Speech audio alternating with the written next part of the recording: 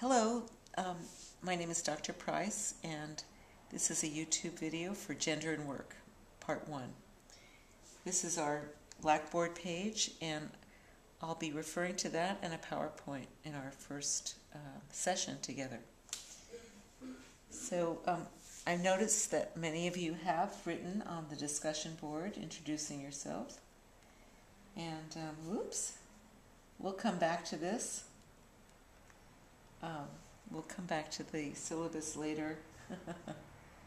Isn't that fun?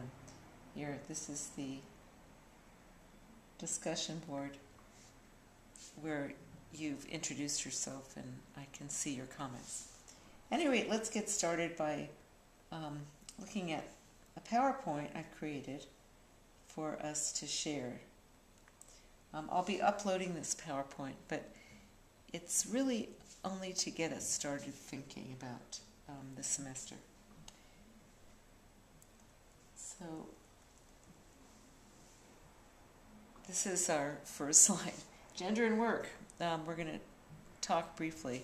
I'm going to talk briefly since you're not here. You're just watching us. Me and the computer go through our introduction. I want to welcome you all. There's 41 students in the class, which is a large group. So we're going to be trying some different things so that people feel like they're actually part of a group and everybody feels listened to. To succeed in this class, you want to use the syllabus as a guide. You want to read the books and take notes, as well as completing the assignments on time. Very important in an online class. Finally, very critical is to contact me if you have any problems or questions. Our two texts for the class are Race, Gender, and Work, a multicultural economic history of women in the U.S., and then The Face of Discrimination, how race and gender impact work and home lives. Now you know that this is an interdisciplinary class. It has cross-listing from Chicano Studies, Labor Studies, and Interdisciplinary Studies. So it's not going to be all for everybody, but hopefully we'll be able to exchange ideas and thoughts about many different things. The first text raises two important questions in the entire book. And it talks about many of these things in detail. Do most women work in jobs that pay less money than the jobs most men work in? So the question of division by gender in the workplace. And secondly, is there inequality between women, and to what extent has this changed or stayed the same over time? So this is a history as well as an economic look at things in the workplace.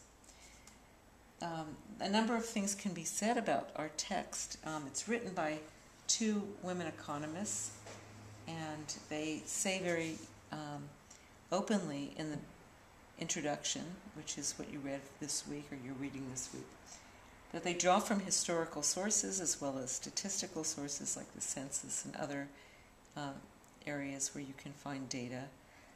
They focus on how economic institutions and structures affect our lives. They look at how social movements have affected economic and occupational status and patterns, and they challenge the methods and ideas of neoclassical economics. And an example of neoclassical economics is what's known as the human capital theory. I've given you a link down here. It sort of might be hard to see, but you can link to, hyperlink to some sources on human capital theory. But basically this is the idea that every individual decides for themselves how to succeed best. And if you're not doing well, that's because you did not invest in training and education, and that's the reason why you're not successful. And Teresa Amat and Julie Mattei really challenge this by looking at institutions and structures. It's not to say that the individual doesn't matter. Of course, an individual matters. But we're looking at how institutions and historical patterns tend to have an interactive effect with the individual.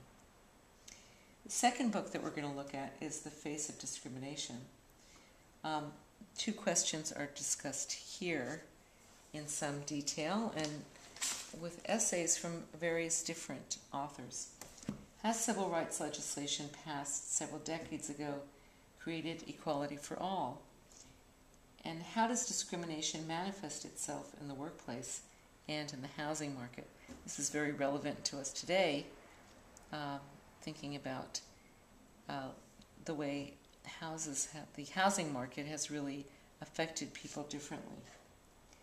And seeing how the labor market and the housing market interact is a quite unusual approach in this kind of scholarship. So the face of discrimination is based on the analysis of employment claims and housing discrimination suits filed in the state of Ohio from the years 1988 to 2003, about 65,000 claims. This is the data, the foundation for the analysis in this book. The authors try to show how discrimination affects people at work and in their homes and neighborhoods, and they provide a framework for understanding how discrimination manifests itself in our society and how to address it. So we'll be reading very interesting essays from a number of different points of view dealing with race and gender and class and nationality across the workplace and neighborhoods. Now, again, not everything is covered in these books, and we have to, in some cases, take the theories or ideas and look for how they apply to other groups.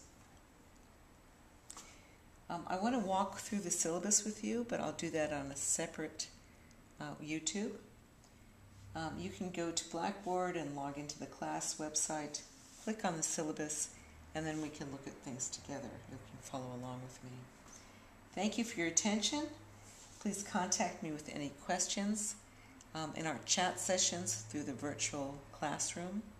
You'll find that when we go through the syllabus and the Blackboard site.